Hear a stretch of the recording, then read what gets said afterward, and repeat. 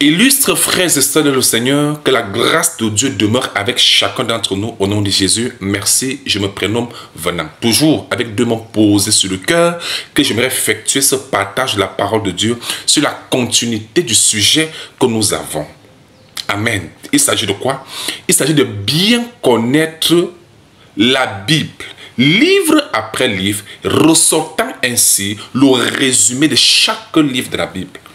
Aujourd'hui, nous touchons la 4e partie. Et la 4e partie ici concerne l'histoire d'Esther. Qui est réellement Esther? Quels sont ses exploits? Et que peut-on apprendre d'Esther? Amen. Permettez-moi d'abord, les bien-aimés, de vous mettre dans le contexte. Bien-aimés, les enfants d'Israël sont ici en déportation à Babylone par le roi Nebuchadnezzar. Après la mort de Nebuchadnezzar et après même la chute de Babylone, le royaume sera donné aux Perses et aux Mèdes. Ce sont les Perses et les Mèdes qui vont maintenant régner sur le royaume avec les captifs des enfants d'Israël, les enfants d'Israël captifs y compris, n'est-ce pas? Alors en ce temps-là, qu'est-ce qui va se passer? Il y avait donc une jeune fille qu'on appelait Hadassah. Hadassah, c'est le nom juif de celle qui va devenir plus tard la reine Esther. La reine Esther n'était pas d'abord son nom. Son nom juif, son nom d'origine, c'est Hadassah. Amen. Cette fille-là était bel et bien orpheline de père et de mère. Ça veut dire qu'elle n'avait pas de père et pas de mère, mais elle avait un grand cousin qui prenait soin d'elle et à qui elle était aussi soumise, n'est-ce pas? Et ce grand cousin s'appelait Mardoché. Dans d'autres versions, c'est écrit Mordecai. En réalité, c'est aussi Mardoché. En fait, c'est pour dire la même chose. Mardoché était le grand cousin qui avait encadré Hadassah, qui va devenir plus tard la reine Esther. Et cet homme craignait Dieu et ne se prosternait pas devant les hommes. Même comme ils étaient en déportation à Babylone, il avait maintenu en réalité la crainte de Dieu, la culture juive, n'est-ce pas? À ne pas se prosterner devant n'importe qui. Il était un homme qui craignait Dieu, qui était juste.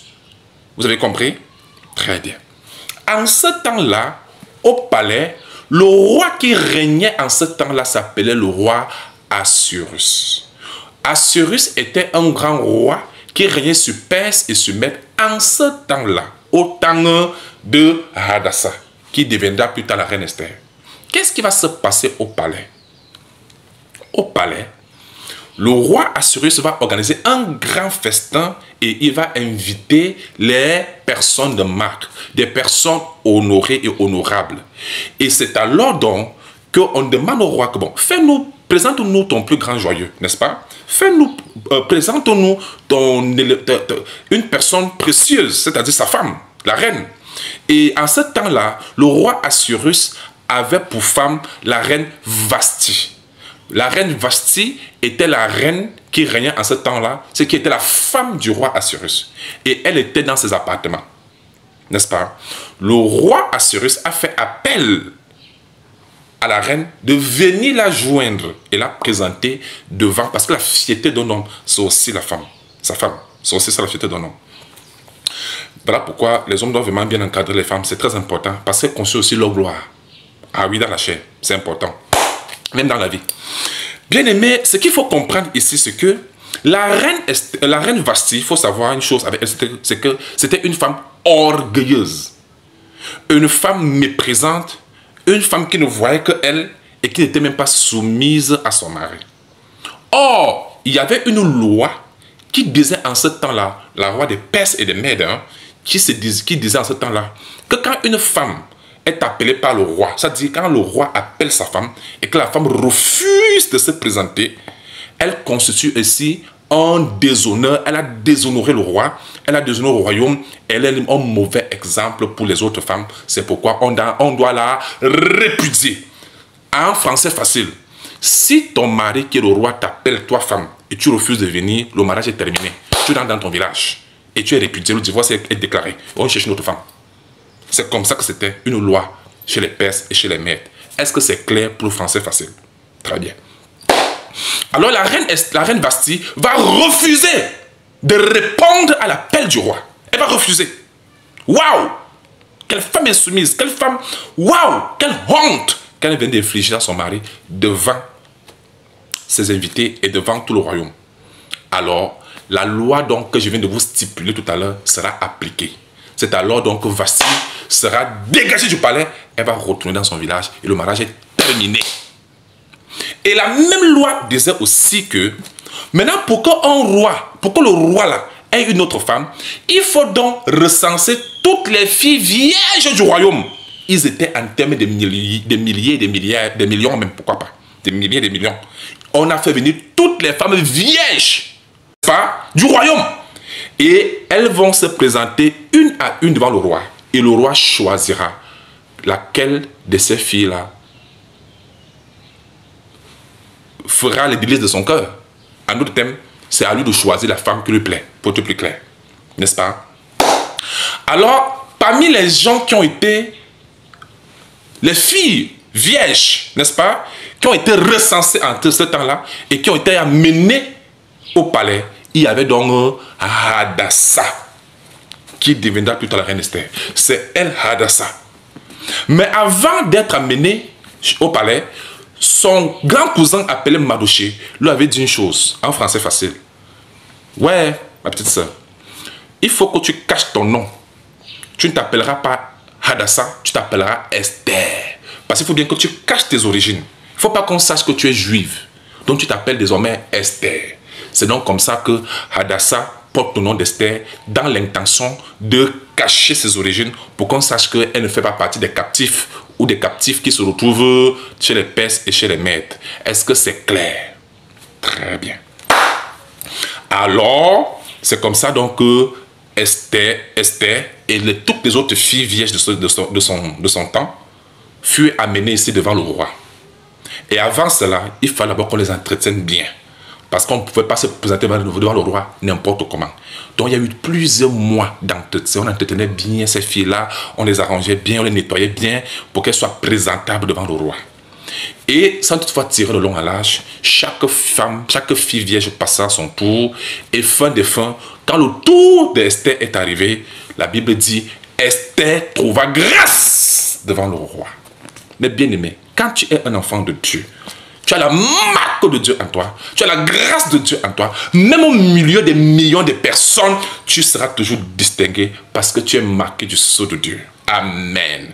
Ne vous inquiétez pas du nombre. Quand tu es un enfant de Dieu, tu es marqué. Tu es différente. Tu n'es pas forcément la plus belle dans la chair, mais tu es la plus spéciale.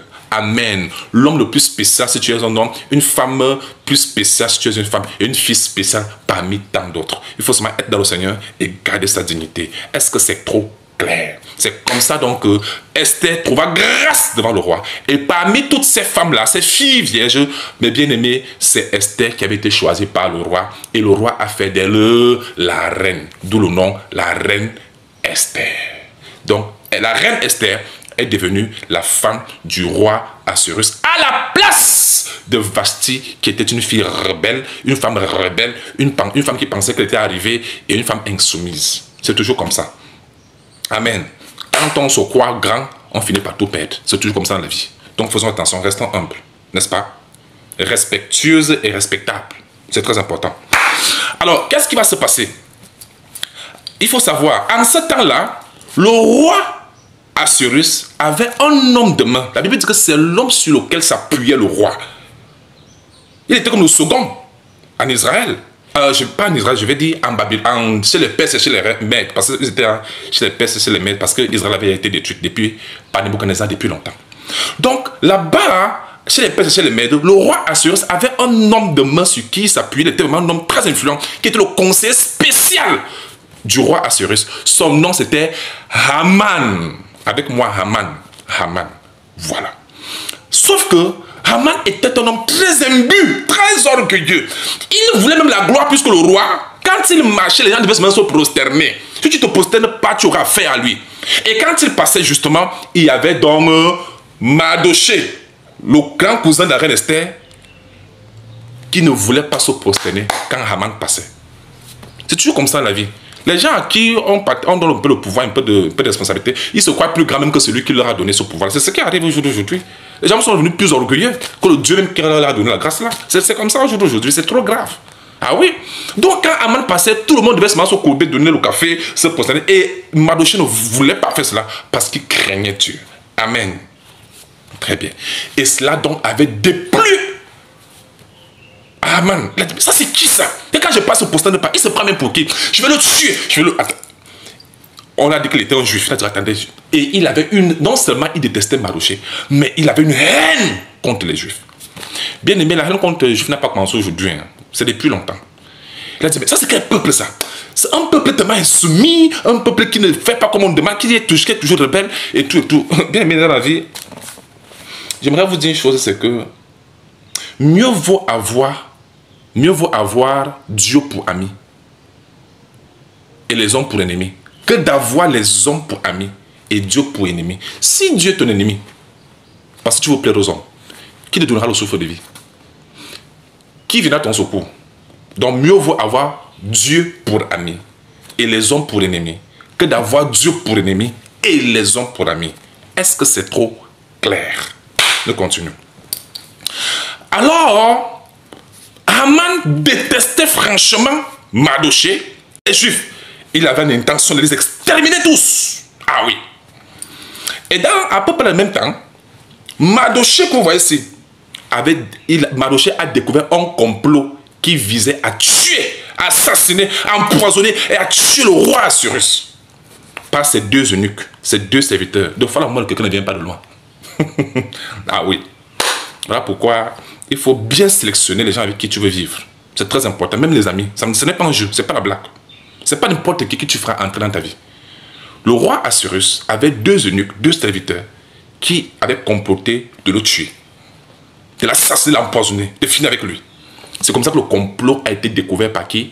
Par Mardochée. Et Mardochée a visé le roi et le plan a été exposé et les personnes ont été arrêtées. C'est comme ça que Mardochée a sauvé la vie du roi Assuérus. Sauf que Mardochée n'avait pas reçu de récompense. Mais cela avait été écrit. Mais bien aimé, tout le bien que tu fais, c'est écrit quelque part. Le temps viendra où Dieu sera te récompensé. Amen. C'est comme ça. Bien aimé, surtout le bien qu'on fait la volonté de Dieu, hein, bien entendu. Parce qu'il faut bien le discernement. Très bien. Bien aimé, c'est comme ça donc que on revient sur Haman. Haman est allé voir le roi. Il a dit au roi que le roi, il a usé de... Vous savez, quand tu as quelqu'un qui s'est manié la bouche là, il a su parler au roi, il a été mesquin, il a jonglé le roi. Parce que le roi n'était pas aussi que... Vous savez, quand vous avez confiance, vous êtes plus vigilant. Vous n'êtes plus vraiment vigilant. C'est comme ça donc il a pris le sceau, l'agneau, n'est-ce pas? Il a pris l'anneau du roi, la signature du roi, son sceau. Et il a donc lui-même écrit un édit. Il a écrit une loi. Vous connaissez ce qu'il a écrit? Il avait déclaré que tous les juifs doivent être exterminés. Ah oui, c'était ça son édit. Il a écrit, il a signé avec le sceau du roi. Sauf que quand on met avec la signature du roi, c'est irrévocable. Même le roi ne peut plus changer ça. Il a promulgué cette loi-là. Il a promulgué cela. Et c'était partout. Alors les Juifs furent saisis de peur. Ils étaient dans la panique. C'est comme ça que Mardochée a appris que tous les Juifs devaient être exterminés. Ça, c'était l'ordre venant de Haman avec le sceau du roi. Waouh! Le gars a couru, comme il était toujours au temple. Il a fait savoir, il a fait parvenir l'information à la reine Esther, n'est-ce pas, qui était dans ses appartements, et le roi était ailleurs, n'est-ce pas. Il a fait comprendre à Esther que, reine Esther, est-ce que tu sais que, j'utilise un langage facile pour que tout le monde puisse comprendre, est-ce que tu sais que là où tu es là, Haman décide de tuer tous les juifs, même la maison de ton père, tout le monde va périr, oh. Mais n'oubliez pas qu'entre-temps, personne ne connaissait vraiment les origines de qui? De la reine Esther. On ne savait pas qu'elle était juive. Donc même Haman, quand il décrétait cela, il ne savait même pas que Mardochée était lié à la reine Esther et que la reine Esther elle-même était juive. Il ne savait pas, n'est-ce pas? C'est toujours comme ça, les gens qui veulent du mal, ils ne mesurent pas l'ampleur. Mais bien aimé, si tu es enfant de Dieu, ceux qui s'attaquent à toi s'attaquent à Dieu. C'est comme ça.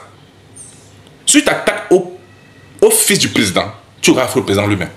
Si tu as affaire au fils du roi, tu auras affaire au roi lui-même. Nous ne sommes pas des gens, nous ne sommes pas n'importe qui. Nous, on est seuls, on n'est pas seuls, on est avec Dieu. Amen.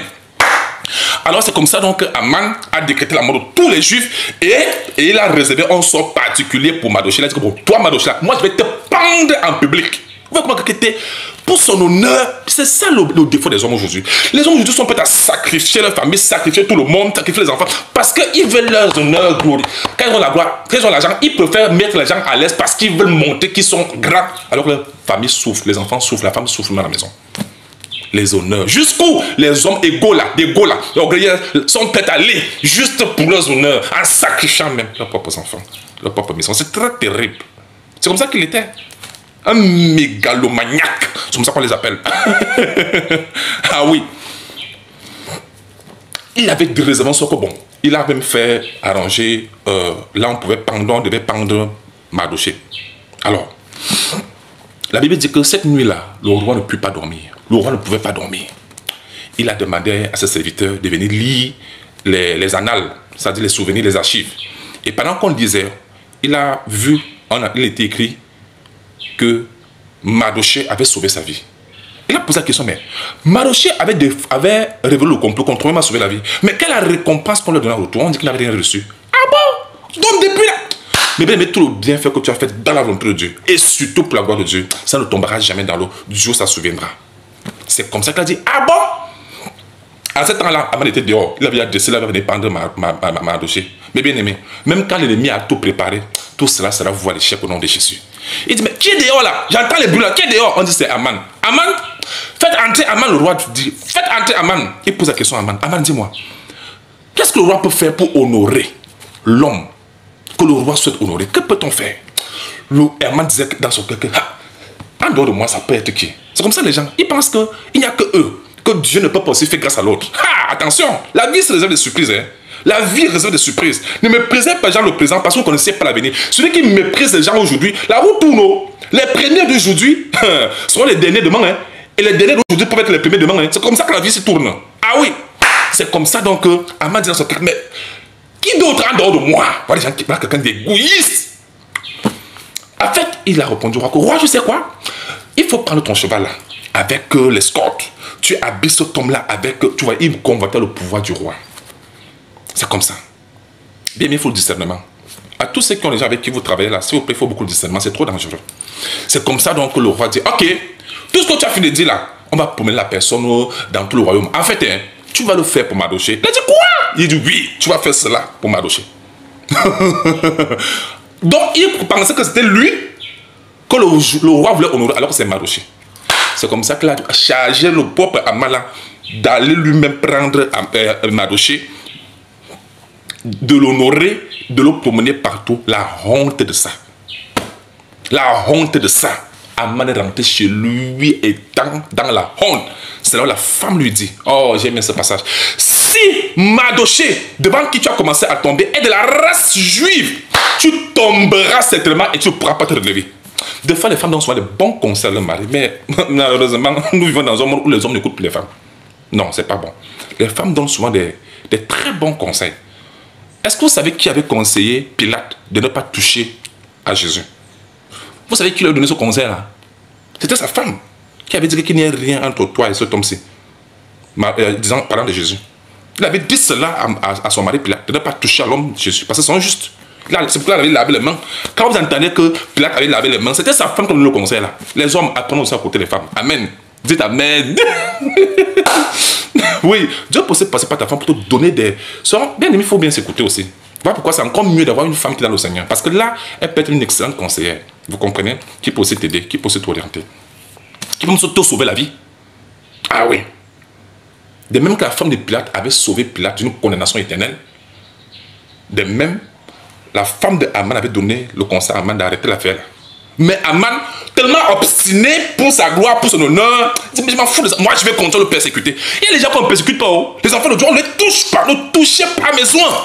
Ne faites pas de mal à mes envoyés. On ne touche pas. Même si tu es seul, mes bien-aimés, n'aie pas peur. Dieu est avec toi. Celui qui te touche, la Bible dit que dans Zacharie chapitre 2, verset 8, celui qui te touche, touche la prunelle de l'œil de l'Éternel.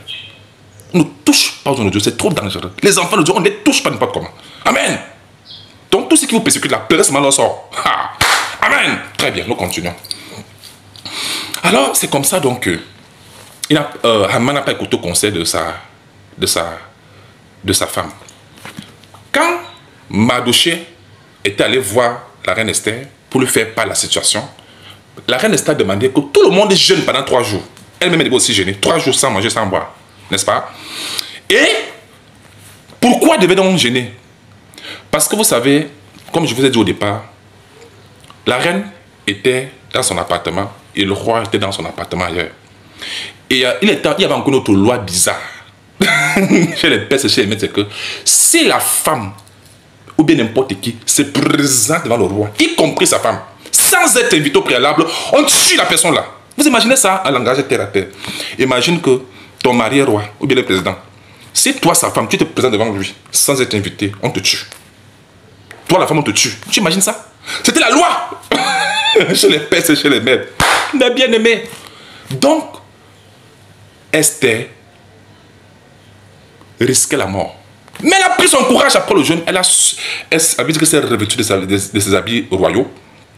N'est-ce pas? Et elle avait la sagesse. Oh, ce qui faisait la particularité de la reine Esther, c'est qu'elle était une femme qui avait les mots, qui savait parler, avec humilité. La Bible dit qu'une langue douce brise les os. On brise les os avec une langue douce. Donc c'était une femme qui était sage. Elle savait parler à l'homme. Elle savait parler à son homme, avec respect. Amen. Ce n'est pas comme au jour d'aujourd'hui. Hé, toi c'est qui? Non, non, elle n'était pas comme ça. Elle était une femme très posée. Une femme posée, humble, aura toujours une influence puissante sur son mari. Surtout quand ils sont dans la volonté de Dieu. Parce qu'il faut qu'on s'entende là-dessus. Très bien.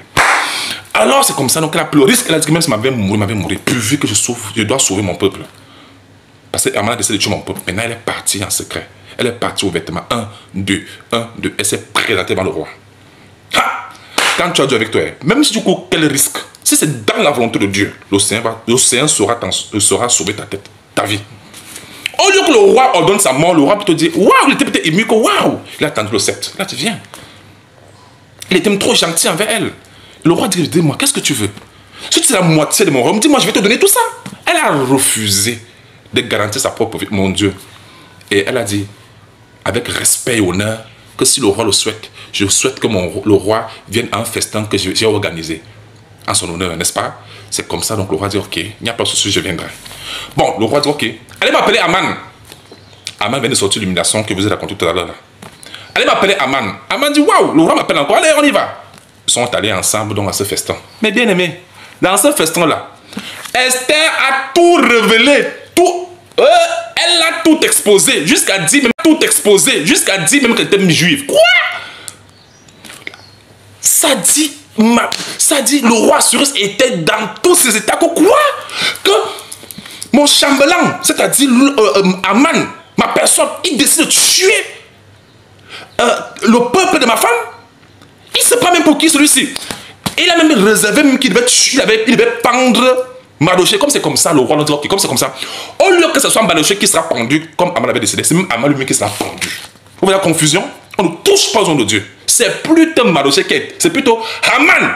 Haman lui-même qui sera pendu. Et plus tard, la place que Haman occupait, cette place-là va revenir à Mardochée, le serviteur de Dieu. Bien aimé, tout s'est réglé dans le temps. Et avec le temps. Amen. Vous avez vu ça? Voilà donc Mardochée qui va prendre la place de Haman. Et Haman sera pendu. Alors qu'il comptait pendre Mardochée. C'est peut-être lui qui sera pendu.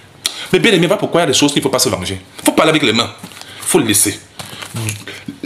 On dit que les fruits pourris finissent souvent par tomber seuls. Ce sont les œuvres de la personne qui vont causer même sa chute. Sa perte. Il ne faut pas se venger. Dieu dit à moi la vengeance, la rétribution. Amen. Si après avoir commencé la personne, par cette personne, la personne n'a pas compris, laisse la personne. Ce sont ses propres œuvres qui vont condamner, qui vont provoquer sa chute. C'est comme ça. Voilà donc Aman qui sera pendu pendant qu'il pensait pendre Mardochée. Et Mardochée va peut-être prendre sa place. Il deviendra l'homme sur qui le roi va s'appuyer. Vous avez vu l'échange? Vous avez vu l'échange? Amen. Ha. Quand quelqu'un s'attaque à moi je sais que c'est le début de sa destruction. Surtout quand tu es dans la justice, dans la vérité de Dieu, bien entendu. Mais quand tu as fait du mal, mes bien-aimés, si tu es enfant de Dieu, apprenez aussi à s'excuser, à demander pardon quand on a fait du mal. Même quand on est enfant de Dieu, il faut savoir demander pardon quand on a mal fait. Amen. Cela plaît au Seigneur. Et ça libère aussi la conscience. C'est clair? Amen. Alors, mes bien-aimés, c'est comme ça donc que le roi Assuérus, ne pouvant donc pas révoquer le décret que Aman avait signé, il a simplement demandé aux Juifs de se armer et d'aller au combat et de se défendre. Ils ont pu se défendre et finalement les Juifs ont été vainqueurs, fin des fins, et voilà. N'est-ce pas? Fin des fins, qu'est-ce qui s'est passé? La reine Esther a contribué à ce que son peuple, le peuple juif, soit sauvé. Vous voyez? Donc dans la vie, quand Dieu vous donne certaines positions, c'est pour pouvoir aussi aider les autres. Voyez-vous? Sauver aussi la vie. Ne pensez pas qu'à vous-même, pensez aussi aux autres, surtout dans le Seigneur. Amen. Et c'est aussi comme ça, donc, la reine Esther, par sa bravoure, parce que c'est une femme brave, une femme sage, une femme intelligente qui craignait Dieu et qui cherchait la face de Dieu, bien aimée. Grâce à elle, le peuple juif a été épargné. Et aussi, Mardochée est devenu l'homme de main du roi Assuérus. C'est comme ça que l'histoire s'achève, mes bien-aimés. Donc, quand vous allez lire cette histoire, vous allez voir que la reine Esther, c'est une femme, une très bonne femme, une femme sage, intelligente, posée, qui a même sauvé son peuple par la grâce de Dieu. Amen. Que Dieu vous bénisse et qu'il vous garde. Il faut beaucoup apprendre de la reine Esther, vous les femmes, et même les hommes aussi. Que Dieu vous bénisse. Amen.